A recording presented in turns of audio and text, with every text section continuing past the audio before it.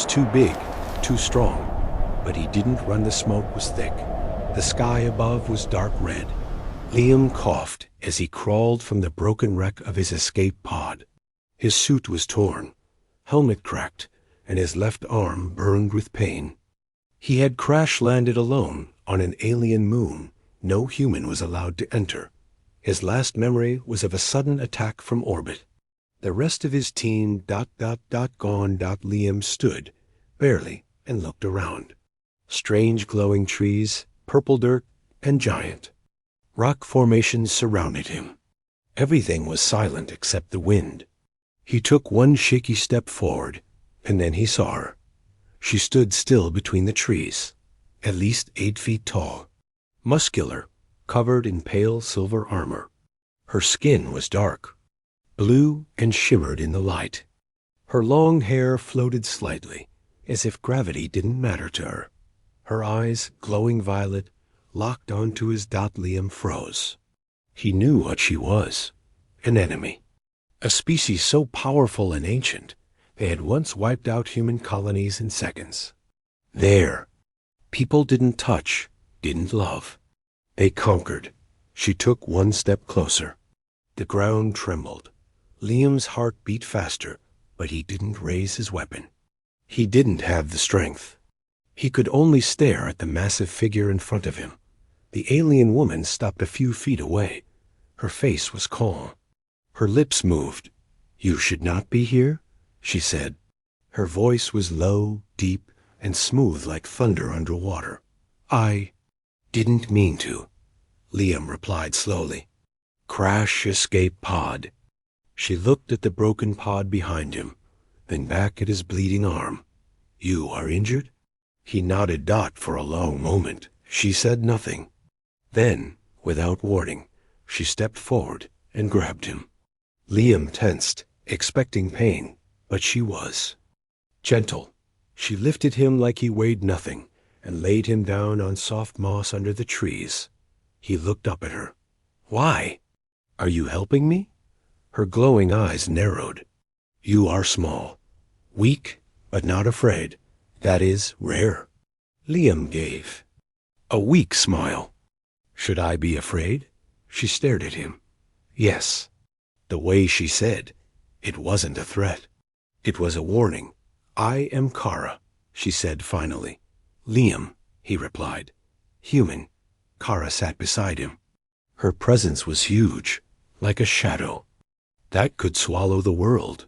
He noticed how her body moved with careful control, like she was holding back her strength with every breath. "I don't know how to treat your kind," she said. "If I hold too tight, you will break." Liam looked at her hand. It was nearly the size of his head. Strong fingers. Black claws. But they didn't frighten him. "Then don't let go," he whispered. "Just be careful." Kara blinked slowly. She tilted her head, confused. "You trust too easily." "No," Liam replied. "I just don't have a reason not to." A long silence followed. Kara seemed to study his face. Her kind was trained to avoid emotions. But something in her chest felt warm, unstable, dangerous. "Why do you look at me like that?" she asked. "Like what?" "Like I am not terrifying." Liam laughed softly, even though it hurt. "Maybe because I've already seen the worst of war. Maybe because you're beautiful." That word made her flinch. No one called Kara that. Her species didn't compliment. They measured, compared, dominated. But Liam's voice had no fear in it, only truth. She turned away. "I am not beautiful. I am a weapon. I am not made for your kind. But you didn't kill me." "I should have. Yet you didn't," Liam said gently. "So maybe you're not just a weapon."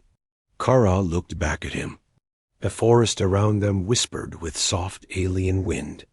She reached out slowly and brushed a strand of blood-stuck hair from his forehead. Her fingers trembled. "I am too big for this," she whispered. "For you." He took her hand in his, smaller, fragile, but steady. "Try me," he said. and she didn't pull away. But in the darkness beyond the trees, something growled Era. Rose instantly, her body tense. "Stay behind me," she said. Voice sharp. Liam tried to sit up. "What is it?" Kara's eyes burned like fire, something that knows what humans taste like. Kara moved like a storm. Her long legs crossed the glowing terrain in seconds, her eyes glowing brighter with every step. She didn't draw a weapon, she was the weapon. Her muscles flexed beneath her silver armor, and every breath she took rumbled like distant thunder. Liam limped behind her, holding his injured side. "What is it?" Kara didn't answer. She raised one hand, motioning for him to stop. Her fingers spread, claws twitching. She knelt low and sniffed the air. "Predator," she said. "Big, fast, four-legged. It smells your blood." Liam's stomach twisted. "Then we run." "No." She stood tall again. "It's too close. It's already watching." As if on cue, a deep snarl echoed from the trees. Something huge moved. Just out of sight, black and fast, circling them like a shark. Kara turned toward it, placing herself between Liam and the noise. "You're hurt," he said. "Don't fight for me." She didn't look back. "I'm not fighting for you. I'm fighting because you are mine."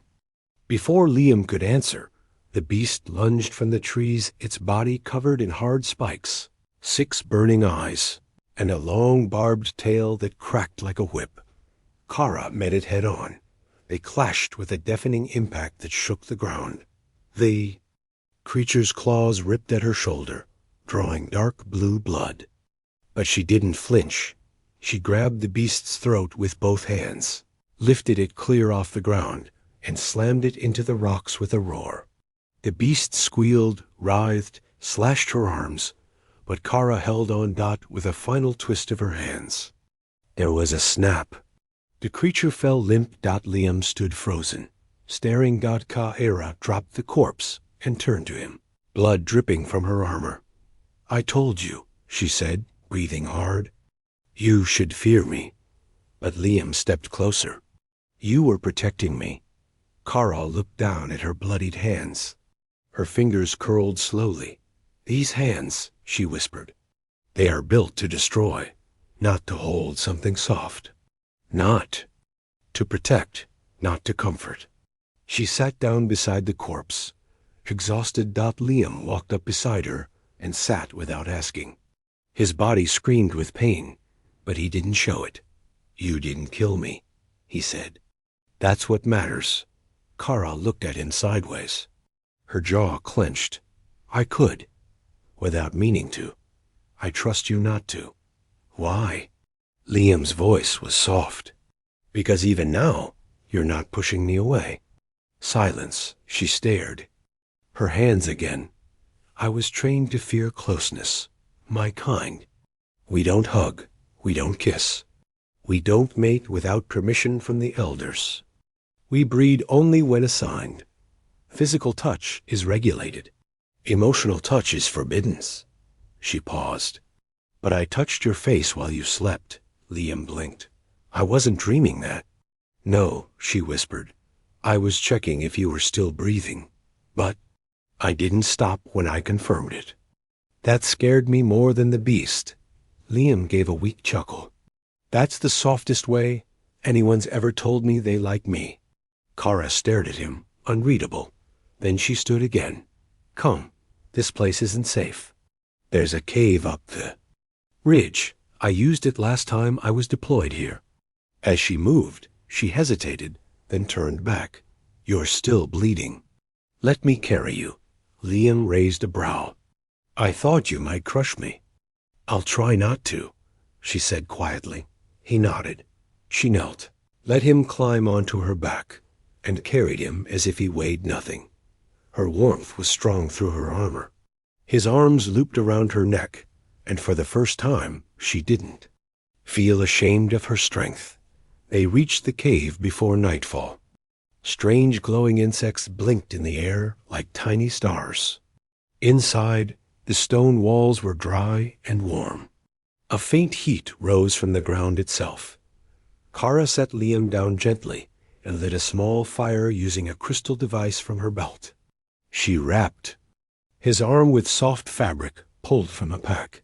He watched her in silence. "Thank you," he said. She glanced at him. "I've never thanked someone before, but thank you for not being afraid." Liam nodded. "Fear doesn't mean weakness. Sometimes it just means you care about what you could lose." Kara looked into the fire. "I was born in a hatchery. My siblings died during training. I became a warrior because I survived. But no one ever looked at me the way you do. Like I'm something more. You are." Her eyes flicked to his. Reached for her hand. She froze. His fingers brushed her soft skin against hard claw. Her whole body went still. Her breath hitched. Her mind raced with warnings, alarms, rules. Don't touch the human. Don't let them in. But she didn't pull away. Their hands stayed together. She looked down. "My kind would never understand this." "Then let them stay confused," Liam said. "We'll figure it out on our own." Kara opened her mouth to reply, but a sharp chirp echoed from her wrist device. She tapped it. A voice crackled through, sharp, cold, familiar. "Unit 3, respond. Enemy human presence detected. Your sector? Confirm if you are alone." Kara's body locked. She looked at Liam, her voice low, urgent. "They're scanning for humans. If they find you here, they'll kill you without warning." Liam leaned forward. "What will you do?" Kara stared at her wrist. Her eyes burned with conflict. "I'll lie." Kara sat frozen in the dim cave, her wrist device still buzzing with the voice of command. "Unit 3, do you copy?" "Confirm. Are you alone in Sector 7? Human activity detected." She glanced at Liam, who sat against the far wall, holding his breath. His eyes searched hers for answers, but he said nothing. Kara slowly brought the communicator to her lips. "Confirmed," she said. Her voice was steady. "I am alone." A pause. Then, "Understood. Remain alert. If contact is made, terminate the target and report immediately." The line went dead. Kara exhaled, but it was not relief. It was guilt she had just committed. A silent betrayal of everything she was trained to protect.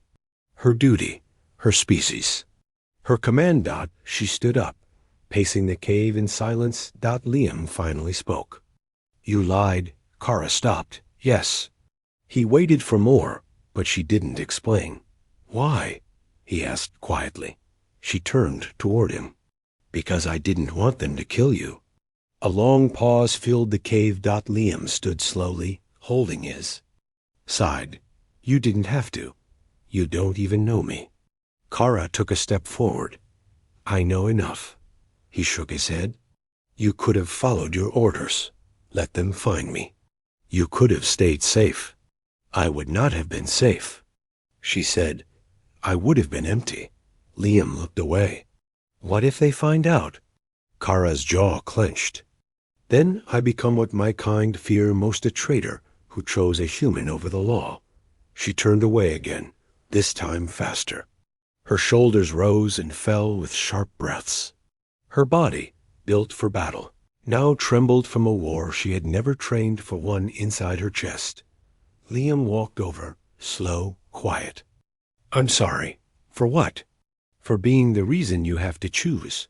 Kara looked at him with wild, burning eyes. "You are not the reason. You are the choice." She stepped closer until her shadow covered him. "I don't know what's happening to me," she whispered. "When you were unconscious, I stayed awake all night just to hear you breathe. That's not something I was built to do." "You don't have to explain," he said. "I get it." "No," she said, firm. "You don't." She took his hand and pressed it to her chest, just above her heart. He felt it thudding like a war drum under her skin. "Do you feel that?" she asked. It beats faster when you're near. It beats harder when you're hurt. I was not engineered to feel this. I don't know if it's biology or something worse. Worse, Liam smiled faintly. That's the nicest way someone's ever told me I make them nervous. She didn't smile back. Her face was still. This will destroy us both. I'd rather be destroyed, he said, than never feel this at all. Suddenly, a sharp beep rang from her device again. Kara looked down, then froze. The signal wasn't from the command. It was personal. Encrypted. High priority. Family. Code. Kara tapped the screen. A hologram opened, and a familiar face stared back. Her sister. General Sira. Cold eyes. Tall crown. Silver armor brighter than Kara's.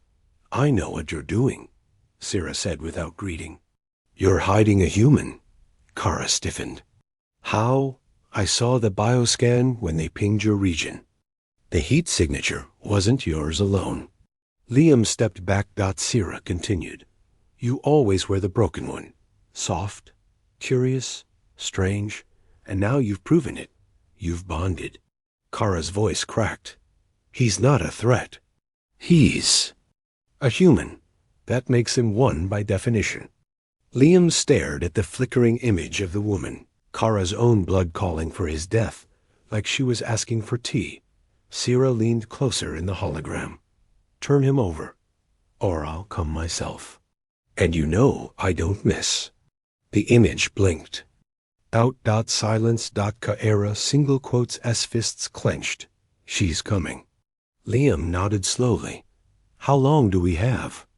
Kara looked toward the cave entrance. Not long. She'll come by stealth. No army. Just her. It'll be personal. Liam sat back down. Quieter now. She'll try to kill me, he said.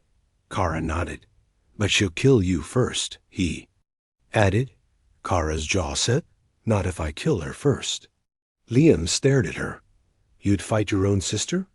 I already have, Kara said bitterly. But this time, I have something worth bleeding for. That night, they didn't sleep. Kara sat at the entrance, sharpening her blade. Her face was hard, focused, but inside, her heart was cracking. Liam sat a few feet behind her, watching her silhouette framed against the alien sky. He finally spoke. If I left, would it be easier? She turned her head slightly. Yes, she said, but I would never forgive myself. Then her voice dropped to a whisper. And I don't want easy. I want you. Before the first light of morning, a strange silence fell over the forest. Birds stopped singing, winds stopped moving. And then a shadow stepped into the mouth of the cave. It was her, General Sira. Kara stood slowly. Sister. Sira looked past her. Is that it? She pointed to Liam. The thing that made you soft? Kara blocked her view. Don't come closer. Sira smirked. Then do your duty.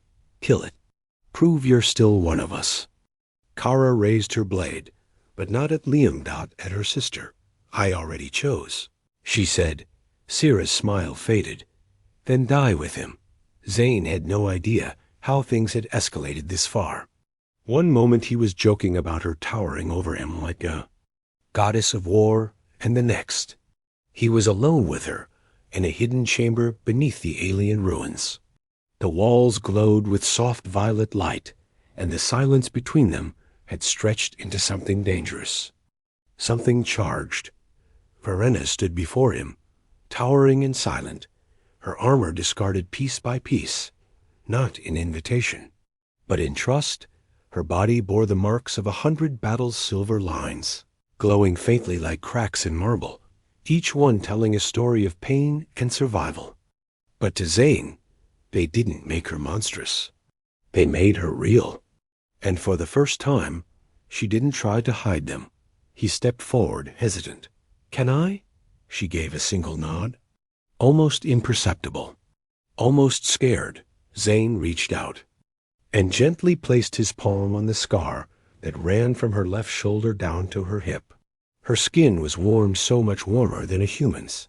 It pulsed faintly beneath his hand. "You shouldn't touch me like that," she whispered.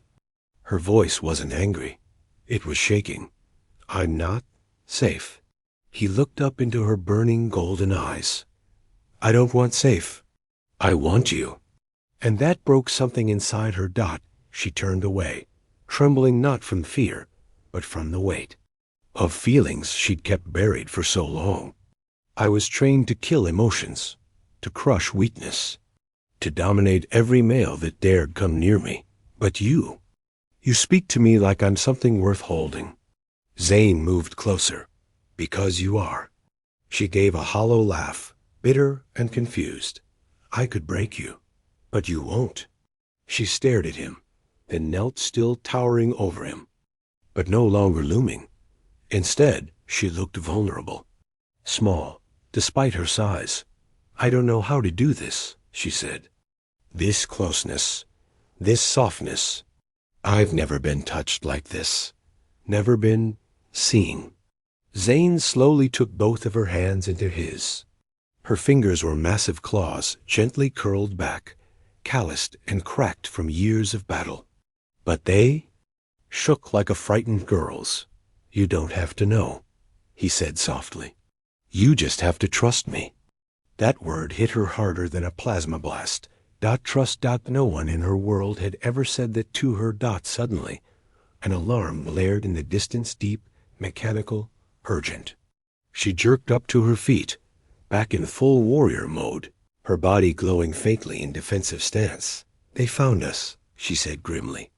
"My people. They've tracked my signal." Zane looked up at her. "Will they try to hurt you?" She didn't answer, because the truth was worse. "They'll hurt you," she whispered. "You're a liability. You're making me hesitate. They'll kill you just to break my focus." Zane didn't flinch. "Then we run. You can't outrun them." He smiled. "Maybe not, but you can carry me." For a heartbeat, she stared at him like he was mad. Then she grabbed him, cradled him in her arms like a human might carry a child, and sprinted through the glowing corridors, the alarms growing louder behind them. Her breath was ragged, heart pounding, but all she could think about was the strange human in her arms, the one who touched her scars and didn't flinch, the one who whispered kindness into the cracks of her war-hardened shell. And for the first time in her life, she ran towards something. Not war, not duty, not orders. She ran for someone, and she didn't care if it broke every law of her people, because this time she wasn't letting go. Zane had no idea how things had escalated this far. One moment he was joking about her towering over him like a goddess of war, and the next he was alone with her in a hidden chamber beneath the alien ruins.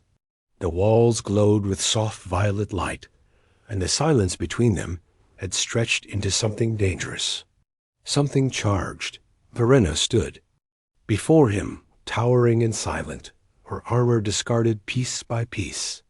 Not in invitation, but in trust. Her body bore the marks of 100 battle-silver lines, glowing faintly like cracks in marble, each one telling a story of pain and survival. But to Zane, they didn't make her monstrous. They made her real.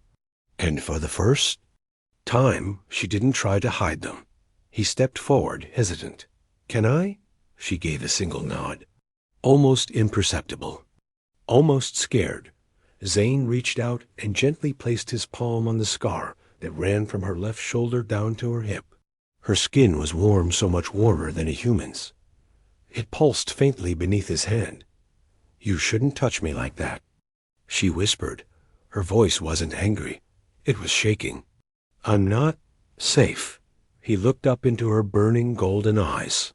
"I don't want safe. I want you." And that broke something inside her. She turned away, trembling not from fear, but from the weight of feelings she'd kept buried for so long.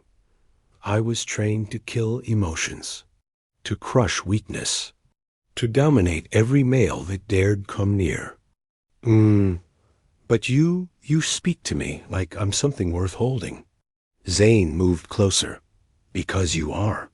She gave a hollow laugh, bitter and confused. I could break you, but you won't. She stared at him, then knelt still towering. Over him, but no longer looming. Instead, she looked vulnerable. Small, despite her size. I don't know how to do this, she said. This closeness, this softness. I've never been touched like this. Never been seen. Zane slowly took both of her hands into his. Her fingers were massive claws gently curled back, calloused and cracked from years of battle. But they shook like a frightened girl's. You don't have to know, he said softly. You just have to trust me.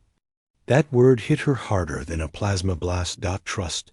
No one in her world had ever said that to her. Suddenly, an alarm blared in the distance, deep, mechanical, urgent. She jerked up to her feet, back in full warrior mode, her body glowing faintly in defensive stance. They found us, she said grimly. My people. They've tracked my signal. Zane looked up at her. Will they try to hurt you? She didn't answer, because the truth was worse. They'll hurt you, she whispered.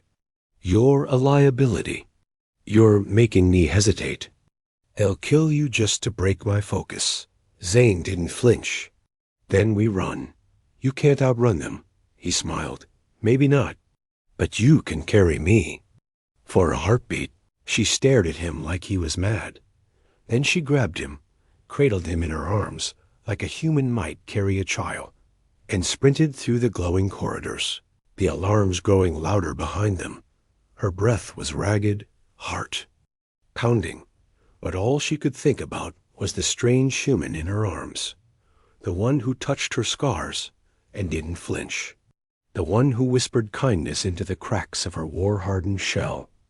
And for the first time in her life, she ran toward something not war, not duty, not orders. She ran for someone, and she didn't care if it broke every law of her people, because this time she wasn't letting go. The nights on the alien moon grew colder, but something warm had bloomed between them. The giant alien warrior, Velari, no longer looked down on him, at least not with the same kind of judgment. Now, her gaze lingered. Her fingers twitched when he got too close, like she wanted to reach out but didn't dare. Cade noticed. Of course he did. How could he not? He wasn't stupid. Velari was a soldier, a commander of her people. Her duty came before feelings, but something in her was shifting. She no longer kept her distance when they sat together. She laughed sometimes soft, like it surprised her. And once she flinched when their hands brushed accidentally, her eyes wide like she'd been burned. But it was her silence that said the most, because Velari had been ordered to send him back. The humans had demanded their soldiers return. Her council had agreed. He was a genetic anomaly, a risk. They said he disrupted Velari's clarity of mind. They said he was making her weak. But she hadn't sent him back. Not yet. That night, under the glowing crystals of the caverns, Velari stood at the edge of the stone ridge. The wind caught her cloak and blew it back like wings. Cade walked toward her, slow and careful. He didn't want to scare her. He never did. You're still awake, he said gently. I can't sleep, Velari answered. There's single quotes the war inside my head. Cade didn't speak. He just waited. She turned to face him. They want you gone. I'm disobeying direct. Orders just keeping you here. And yet, he whispered, here I am. Her fists clenched. You don't understand. If they find out I've delayed your return, they'll strip my command. My name will be erased from the war tablets. I won't even be allowed to fight again. Cade stepped closer. Then why haven't you sent me away? Velari didn't look at him. Her jaw clenched tight. Because I don't want to, she confessed. Because when I do ... I feel like I'm ripping something out of myself. His heart beat faster. She shook her head. This is wrong. My size, my strength, my rank. I could crush you without even trying. You're soft, fragile, and yet I feel more whole when you're around. He stepped beside her, close now, close enough to feel the heat from her skin. Then don't let them take me. She turned fully, eyes glowing faintly under the starlight. If I defy them, I become a traitor. Then be a traitor, he whispered, because I'd risk my entire world just to stay beside you.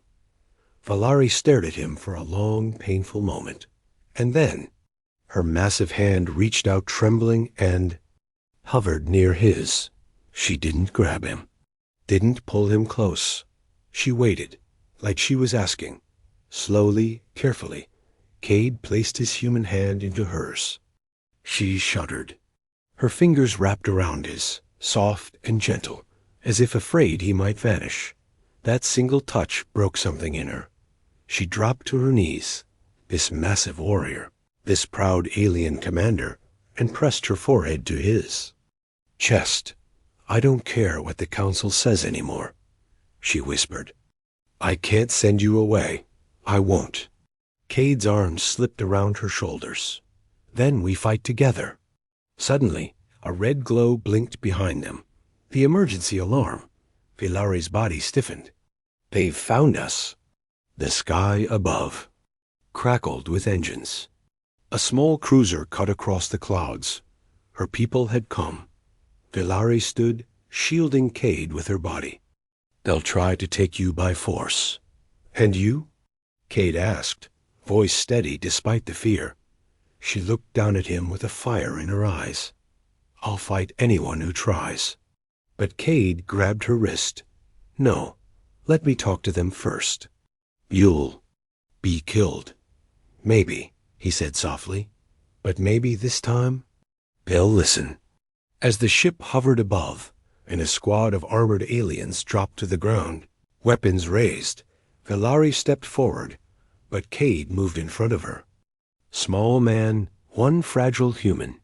But he raised his hands, and with a calm voice he said, If you take me, she falls with me. Is that what you want? The soldiers hesitated. They looked at each other, then ... A voice came through the ship's speaker. Cold, commanding. This is your final warning. Return the human, or face exile. Cade turned back toward Vilari. She didn't blink. Then exile it is. They stood together, side by side, hands still clasped against the whole world. She stood at the edge of the canyon, the wind howling around her as if the planet itself was mourning. Her massive shoulders were shaking not from cold, but from something deeper. Fear, regret, heartbreak. Behind her, the human who had defied everything to reach her stood silent. Ethan didn't shout. He didn't beg. He just stood there, watching the alien warrior who had once seemed too big, too strong, too dangerous, now looking smaller than ever before. Why are you still here? She asked, voice heavy. Her armor, once glowing with radiant energy, was cracked. Her spear lay discarded, useless. She had fought off an entire platoon of her own kind. For him, but the cost had been everything: her name, her people, her honor. She didn't expect forgiveness. She only wanted to leave before he changed his mind. I thought you'd run, she whispered. Everyone else did. I'm not everyone else, Ethan said quietly. I told you I wouldn't let go. She turned, her glowing eyes uncertain. But look at me. I'm not your kind. I don't fit into your world. I'm too big, he said with a gentle laugh. Yeah, you are. Big heart, big strength, big loyalty. All the things I've never found in anyone before. She blinked, stunned. You're not afraid? I was, he admitted. But then I realized there's nothing scarier than never knowing what we could have been. She stepped toward. him slowly, each step shaking the ground. I can't promise I'll always fit in. I can't promise your people won't hate me, or that I won't break something by accident, she murmured. I don't want perfection, he said. I want real, and you're the realest thing I've ever met. Her breath caught. I broke my oath to be with you, she said, voice barely audible. Then let me make a new one, he replied, walking up to her and taking her massive, trembling hand.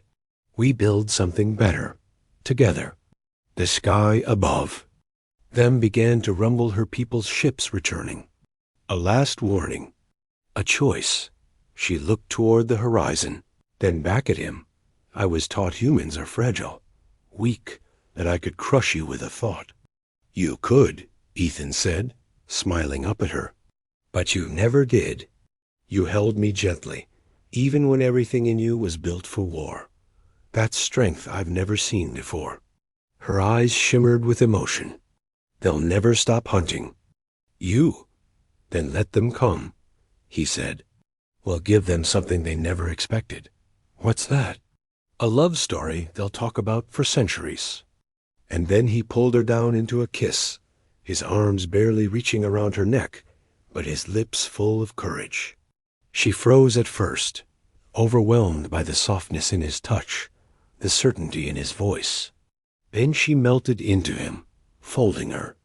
Enormous arms around his tiny body, like he was the only thing worth protecting in the galaxy dot above them. The ships began to descend. Lights flared, and yet neither of them moved, because in that moment, under alien stars, nothing else mattered. Not size, not species, not fear. Just two broken souls, choosing each other in a universe that said they never should, and the universe watched, and blinked first.